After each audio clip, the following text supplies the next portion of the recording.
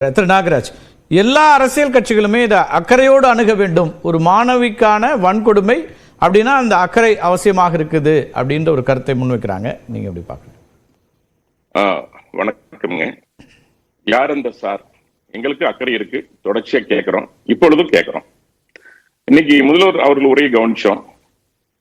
But அந்த உரையில் நிறைய முன்னுக்கு பின்னான விஷயங்கள் அமைச்சர் ரகுபதி அவங்க சொன்னாங்க, அவருக்கு சம்மதம் இல்லை இந்த ஞானசேகரனுக்கு அப்படின்னாங்க. ஆனா இன்னைக்கு முதலமைச்சர் சொல்றாங்க அவர்களுடைய ஆதரவாளர் அனுதாபி அப்படிங்கிறார். ஏன்னா இன்னைக்கு நிறைய எவிடன்ஸ் வந்ததுக்கு அப்புறம் அதை இன்னைக்கு சப்போர்ட் பண்ண வேண்டிய இடத்துல, சொல்ல வேண்டிய இடத்துல முதலமைச்சர் இருக்கார். அவர் சொல்றது ஒரு உறுப்பினர் இருந்தா கூட இவ்வளவு பிரச்சனை இருக்குமான்னு தெரியாது. ஒரு உறுப்பினர் சாதாரண உறுப்பினர் இருப்பாங்க, போயிடுவாங்க. ஆனா ஆதரவாளருக்கு பல ரெஸ்பான்சிபிலிட்டி இருக்குங்க. பல விஷயத்துல அவருக்கு அமைச்சர்கள் துணை போயிருக்காங்க. அதனால நீங்க ரொம்ப சிம்பிளா அதை கடந்து போயிட முடியாது. ஏறக்குறைய அவருக்கு பாத்தீங்கன்னா 3 மனைவிகள், பெருமாள் கோயில் இடத்துல ஆக்கிரமிச்சு 3 மாடி கட்டிடம் வீடு கட்டியிருக்காரு. வீட்டுக்கு அருகில திமுக கொடிக்கம்பம் போட்டிருக்காரு. தள்ளு வண்டியில பிரியாணி வித்தவருக்கு பல கோடிகளை சொத்து, பண்ணை வீடு உட்பட வைத்திருக்காரு. 20 வழக்கு இருக்கு, ஆள் கடத்தல், கொள்ளை, நிறைய விஷயங்கள். 6 முறை தண்டனை பெற்றிருக்காரு. அவர் வீட்டுக்கு ஒரு முக்கியமான சென்னை இருக்கிற அமைச்சர் பிரியாணி சாப்பிட்டு போயிருக்காரு. திமுக கொடிகட்டி வண்டியில தான் அவர் பயணம் செஞ்சிருக்காரு. பல நிகழ்ச்சிகளை கலந்திருக்காரு, பல போராட்டங்களை கலந்துருக்காரு. சோ அதனாலதான் கேட்கிறோம் யார் அந்த சார்ன்ட்டு. ஏன்னா இந்த அளவுக்கு தொடர்புடைய ஒரு நபரை ஒரு அமைச்சர், சட்ட அமைச்சர் ரகுபதி அவர்கள் சம்மதம் இல்லாதவர் என்று சொல்ல வேண்டிய அவசியம் என்ன முதல்ல? அதுக்கப்புறம் இன்னைக்கு வேற வழியின்றி தான் முதல்வர் ஒத்துக்கிறாரு. அனுதாபி அல்லது ஆதரவாளர் சொல்லக்கூடிய கட்டாயத்துக்கு முதல்வர் தள்ளப்படுறாரு. இன்னொரு முதலமைச்சர் சொல்றாரு, யார என்னெல்லாம் பட்டியல் போட்டு இந்த ஞானசேகரன் அப்படின்னு ஒரு ஆளை சொன்னீங்களோ அவர் கைது செய்யப்பட்டிருக்கிறார், அவர் மீது உரிய நடவடிக்கை இருக்கிறது. வேற ஒருத்தரை கை காமிக்கும் போது அப்படி யார் இருக்கிறாங்க, இல்லாத ஒன்றை கேள்வியா எழுப்புறீங்கிறதா அவங்க வைக்கக்கூடிய விமர்சனமா இருக்கு. யூகங்களின் அடிப்படையில் பெண் தைரியமா அவர் போன்ல பேசினாருங்கிறத அவருடைய இதுல உறுதி பண்ணிருக்காங்க. அவங்க கொடுத்த வாக்குமூலத்துல ஆமா அவர் போன்ல ஒருத்தட்ட பேசினாரு. அப்ப அதான் கேக்குறாங்க யார் அந்த சார் அப்படிங்கறதான் கேள்வி.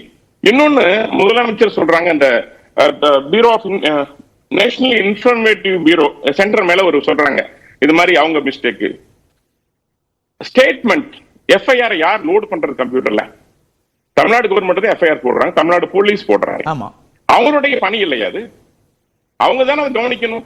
அப்ப வேற எந்த ஸ்டேட்லயும் நடக்கலையே. இப்ப வேற ஏதாவது ஸ்டேட்ல இது மாதிரி போட்டு நடந்திருக்கா? ஆனா இங்க மட்டும் தமிழ்நாட்டுல அதுவும் நிறைய பாலியல், அதுவும் தமிழ்நாட்டுல தஞ்சாவூர் பாலியல் வன்கொடுமையில் இருந்து, விருதுநகர் கூட்டு பாலியல் வன்கொடுமையில் இருந்து, வேலூருடைய கூட்டு பாலியல் வன்கொடுமையில் இருந்து எத்தனை நடந்திருக்கின்ற பொழுது இந்த எஃப்ஐஆர் மட்டும் ஏன் வெளியே வரணும்?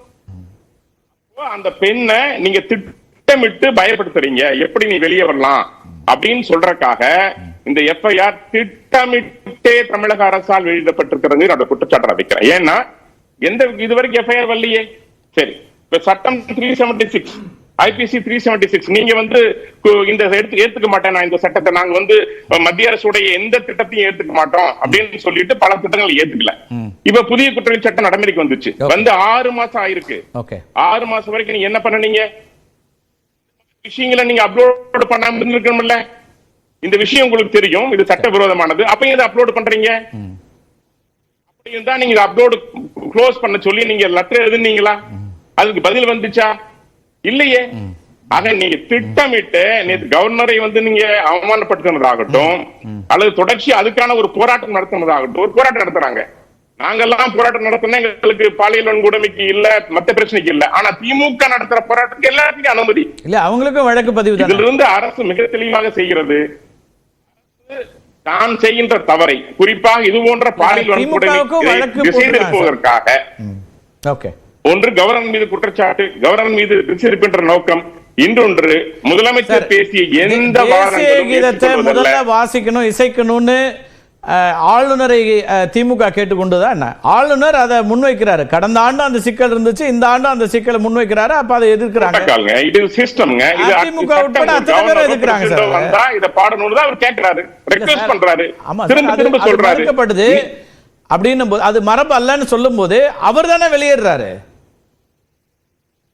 அதையே விட்டுற வேண்டியதானே? நீங்க அதை போய் எடுத்து போராட வேண்டிய அவசியம் என்னன்னு கேட்கிறேன். இன்னைக்கு ஒரு அமைச்சர் பேசியிருக்காரு, நாங்க தமிழ்த்தாய் வந்து வாழ்த்துக்கு போட்டு கழட்டிடுவோம். இல்ல சார், அவங்க என்ன சொல்றாங்க, தமிழ்த்தாய் வாழ்த்து அதுக்கு உரிய மரியாதையோடு நடத்தப்படலைங்கிறதுனால அதை எதிர்த்து நாங்க போராடுறோம்ன்றாங்க. ரைட் சார், நீங்க வந்து நான் சொல்றேனே, இது இன்னைக்கு இவ்வளவு ஒரு இக்கட்டான பிரச்சனைகள் இருக்கின்ற பொழுது இது ஒரு பிரச்சனையான்னு கேக்குறேன். அவர் வெளியே போயிருக்காரு. நீங்க இப்ப ஆளுநர் இத முக்கியமா பார்த்திருப்பாரா, இருக்க மாட்டாரா? ஆளுநர் வேந்தரா இருக்கிறாரு, பல விஷயங்கள்ல கருத்துக்களை வெளிப்படையா சொல்றாரு, அரசியல் ரீதியான கருத்துக்களை கூட தன்னுடைய தனிப்பட்ட கருத்துக்கள்னு பேசுறாரு. இந்த விவகாரத்தை ஆளுநர் என்ன கருத்து சொல்லியிருப்பார் இல்லையா? அவர் நேர்ல போய் ஆய்வும் நடத்தினாரு. இது முக்கியமான அம்சம், இந்த ஒரு முக்கியமான பிரச்சனை, இந்த விவகாரத்துல சட்டமன்றத்துல அது பேசப்படணும் அப்படின்னா அவர் அதை கவனிச்சிருப்பார் இல்லையா? சார், தமிழ்நாட்டுல ஆளுநரை ஏற்றுக்கொண்டார்களாங்கிறது முதல் பாயிண்ட். இதுவரைக்கும் போட்ட சட்டங்கள், திட்டங்கள், மசோதாக்கள் ஏற்றுக்கொண்டாங்க ரெண்டாவது பாயிண்ட். இவங்க எதுவுமே ஏத்துக்கலையே சார். நான் சொல்றேன், இந்த சட்டங்களை ஏற்றுக்கொள்ளாததற்கு, மசோதாக்களை ஏற்றுக்க முதல் பேட் ப்ரொசீஜர்னா இதுதான். இன்னைக்கு எஃப்ஐஆர் லீக் ஆனதுக்கு மிக முக்கிய காரணம்னு கேட்டீங்கன்னா, இவங்க மத்திய அரசோடு வைத்திருக்கின்ற இணக்கமான அந்த உறவு தான், இணக்கமற்ற உறவு தான் இன்னைக்கு ஒரு பெண்ணுடைய ஒரு மிகப்பெரிய ஒரு சீரழிவுக்கு காரணமாக இருக்கிறது. இன்னும் எத்தனை வெளியே வந்திருக்குன்னு தெரியலங்க. எவ்வளவு திட்டங்களும் ஏத்துக்கல. இப்ப இது ஒரு மத்திய அரசுக்கும் மாநில அரசுக்கும் ஒரு இல்லாததால இந்த எஃப்ஐஆர் லீக் ஆனதுங்கிற மாதிரி ஒரு கருத்தை பொருளை சொல்றீங்க. அது அப்படிதான் நடந்திருக்குன்னு எடுத்துக்க வேண்டியிருக்கா? அப்படின்னா அது வேற ஒரு பார்வையில பார்க்க வேண்டியதாயிடுது. இம்பார்ட்டன்ட் மேட்டர் இல்லையா? நீங்க பிஎன்எஸ் நான் சொல்றேன், அதுக்கும் காரணம் நான் சொல்றேன் உங்ககிட்ட. ஐபிசி 376 பாலியல் வன்கொடுமை உட்பட்ட சட்டம். அது வந்து பிஎன்எஸ் BNSS 64 மாறி இருக்கு. நீங்க அப்லோட் பண்றீங்க, பண்றப்ப நீங்களுடைய பொறுப்பு அல்லவா அது? நீங்க அதை பார்க்கணும்ல. நீங்க அதுக்கு உடனடியா ஆக்ஷன் எடுக்கணும், இல்லாட்டி அதை அப்லோட் பண்ண வச்சிருக்கணும். அப்போ எனக்கு என்ன சந்தேகம்னா, இது திட்டமிட்டு நீங்க அப்லோட் பண்ணி அந்த பெண் மீது இல்ல சார், திட்டமிட்டு அந்த பெண்ணை வந்து நீங்க தரந்தாழ்த்தணும், அந்த பெண்ணை கேவலப்படுத்தணும், அந்த பெண்ணை பயப்படுத்துறதுக்காக பிறகு யாரையோ காப்பாற்ற இல்ல உடனடியாக அது பதிவேற்றம் செய்யப்பட வேண்டும் என்பதுதான் அடிப்படை விதி. அதனால அப்லோட் பண்ணாமலாம் இருக்க முடியாது. அப்படி பண்ணா அதுவே குற்றம்னு ஆகும். பல வழக்குகள் அப்லோட் பண்ணப்படாது இருக்கிறது. பல வழக்குகள் இருக்கிறது சார். இல்ல சார், பல வழக்குகள் செய்யறது இல்ல. பல அப்படியே செஞ்சிருந்தாலும் கூட இந்த வழக்கில் லாக் ஆகலன்னு தெரியும் உடனே ஏன் அப்லோட் பண்ணணும்? அப்லோடிங் விஷயத்தை பொறுத்த வரைக்கும் நீங்க சொன்ன மாதிரி வந்து எந்த ஒரு முதற் தகவல் அறிக்கை இருந்தாலும், குற்றம் எஃப்ஐஆர் இருந்தாலும் சரி, அதை என்ஐசி போர்ட்டலில் வந்து நம்ம வந்து அப்லோட் பண்ணி ஆகணும்.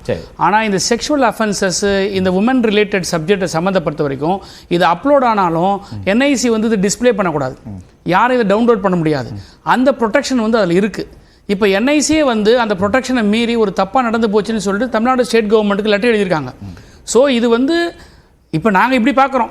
அவர் பேசிகிட்டு இருக்காரு. ஒன்று சொல்லிடுறேன், இது வேண்டுமென்றே பிஜேபி அரசாங்கம் வந்து இந்த அரசுக்கு ஒரு நெருக்கடி கொடுக்கணுன்றதுக்காக இதை லீக் பண்ண விட்டு இதை வெளியில் பேச வச்சு இதை வந்து ஒரு அரசியல் ஆக்கிறதுக்காக ஒரு ஆதாயம் இந்த இடத்துல ஒரு சீப் பாலிடிக்ஸ் பண்ணியிருக்காங்க. அவ்வளோதான். நாகராஜ் சார், அவங்க லெட்டர் எழுதியிருக்காங்களா, என்ன டேட் எழுதுனாங்க, என்னைக்கு அனுப்பிச்சாங்க, இதான் ஒரு ஆதாரங்கள் அவர் கொடுக்க சொல்லுங்க. எம்எல்ஏ அவரு சட்டமன்றத்துல இன்னைக்கு சொல்லியிருக்காரு சார். இல்ல சட்டமன்றத்துல அப்படியே திட்டமிட்டு நாகராஜ், சட்டமன்றத்துல முதலமைச்சர் ஒரு கடிதம் பற்றி அல்லது இமெயில் டிரான்சாக்ஷன் பத்தி, இமெயில் பரிமாற்றம் பத்தி சொல்றாருன்னா அக்கௌண்டபிலிட்டி இருக்கு. தவறான ஒரு தகவலை சட்டமன்றத்தில் பதிவு செய்ய முடியாது.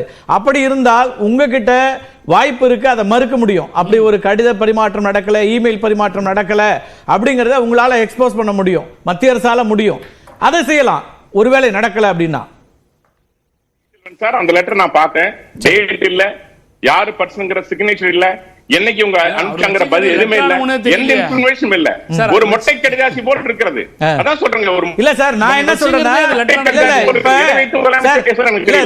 நாகராஜ், இப்ப இங்க இருக்கக்கூடிய திரு குபேந்திரனோ நானோ கூட சொல்லலாம், அது கையொப்பம் இல்ல. நான் என்ன சொல்றேன்னா, இத்தனை நாட்கள் ஆயிடுச்சு, மத்திய அரசு என்ஐசி உங்க கண்ட்ரோல்ல இருக்கிறது, எக்ஸ்போஸ் பண்ணிருக்கலாமே. இப்படி ஒரு இமெயில் பரிமாற்றம் நடக்கவே இல்லை, இது தவறானது, இதுக்கு நாங்க நடவடிக்கை எடுக்கிறோம்னு யார் யார் என்னென்ன வெளியிடுறாங்களோ எல்லாத்துக்குமே நடவடிக்கை எடுக்கலாமே. இன்னைக்கு முதலமைச்சர் சொல்றது சட்டமன்றத்தை சொல்லியிருக்காரு. அப்படி அதை தவறான ஒரு தகவலை சட்டமன்றத்தில் பதிவு பண்ண முடியாதுல்ல சார்? அவர் ஆதாரம் மட்டும் சொல்லிருக்கோம்ல, நாங்க இந்த டேட்ல லெட்டர் அனுப்பிச்சோம், அவங்க வந்து லாக் பண்ணல, ஒரு பதில் வந்திருக்கு. அப்ப எப்ப அந்த பதில் வந்துச்சு, எப்ப நீங்க லெட்டர் அனுப்பிச்சீங்க, அப்ப லாக் ஆகல இருந்தா நீங்க அப்லோட் பண்றீங்க, இதெல்லாம் क्वेश्चन இருக்குல்ல. ஒரு முதலமைச்சர் அந்த மாதிரி தவறு செய்யலாமா? சார், ஒரு அடிப்படையா அப்லோட் upload பண்ற பண்ணி ஆகணும் விஷயத்தை சார். ஆகலன்னு தெரியுது. அப்ப உங்களுக்கே தெரியுது இது அதாவது லா பண்ணலன்னு தெரியுது. திரு அப்ப நாகராஜ், ஏன் நீங்க அப்லோட் திரு பண்றீங்க? நாகராஜ், இந்த செய்தி இந்த செய்தியை நீங்க மீண்டும் மீண்டும் இந்த இல்ல மெயிலோட கிரெடிபிலிட்டியை கேள்வி எழுப்புறதுனால இந்த தகவலே தவறுன்னு சொல்றதுனால நான் சொல்றேன். இந்த செய்தி நியூஸ் 18 வெளியிட்டது. நான் உங்களுக்கு டேட் சொல்றேன். டிசம்பர் 27ஆம் தேதி என்ஐசியினுடைய சீனியர் டைரக்டர், பேரை சொல்ல முடியாது, நான் வந்து எதை பப்ளிஷ் பண்ணலாமோ அது வரைக்கும் தான் நம்ம சொல்றோம். சீனியர் டைரக்டர் ரெஸ்பாண்ட் பண்றாரு. அதுல அவர் சொல்றாரு, maybe due to some technical glitches and the migration from IPC to BNS it might had happened. இத சொல்றாரு. அவர் யார் பேரு என்னங்கிறது சொல்ல முடியும். அவர் யாருக்கு எழுதுறாருன்னா இந்த கடிதத்தை அவர் இந்த இமெயில் அனுப்புறது ADGP SCRB state crime record பியூரோல இருந்து கேள்வி எழுப்புறாங்க. அதுக்கான பதிலாக அவர் பதில் சொல்லியிருக்கிறாரு.